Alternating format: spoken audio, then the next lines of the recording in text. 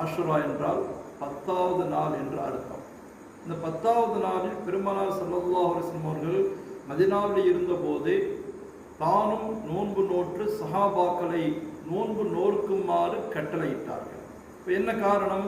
ஆஷுராவுடைய தினத்தில் ஏராளமான வரலாற்று சிறப்புமிக்க நிகழ்வுகளை அல்லாஹ் தஆலா இந்த உலகத்தில் நடத்தி இருக்கிறார். அதில் ஒன்று ஹஸ்ரத் நூஹ் அலைஹிஸ்ஸலாம் அவர்களுடைய கப்பல்.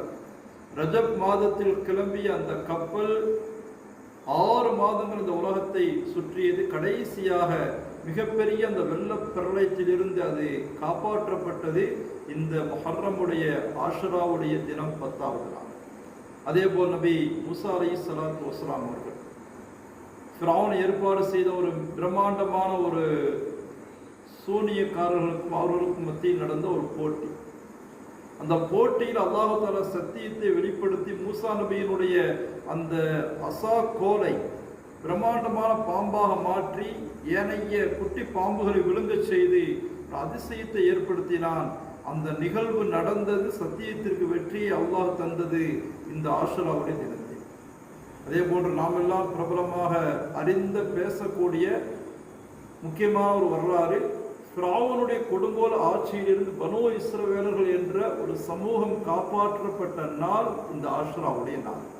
மதீனாவில் யூதர்கள் இந்த நாளில் நோன்பு வைப்பதை பார்த்து நபி ஸல்லல்லாஹு அலைஹி அவர்கள் சஹாபாக்கள் நோன்பு வைக்குமாறு சொன்னார்கள். மூசாவிற்கு நாம் மிகவும் தகுதியானவர்கள், நெருக்கமானவர்கள் என்று சொல்லி தானும் நோன்பு நோற்று சஹாபாக்களையும் நோன்பு நோக்குமாறு ஏவினார்கள்.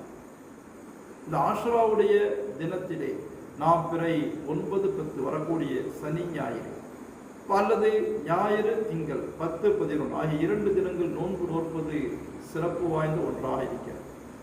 அபூ கத்தாதா ரலியல்லாஹு அன்ஹு சொல்வார்கள், பெருமானாரிடம் ஆஷுரா நோன்பை பற்றி கேட்கப்பட்ட போது சொன்னார்கள், யுகஃபிரு சனத்துல் மாலியா, கடந்த ஓராண்டின் பாவங்களுக்கு அந்த நோன்பு பரிகாரமாக அமையும் என்று சொன்னார்கள். இப்போ யூதர்களும் இந்த நாளை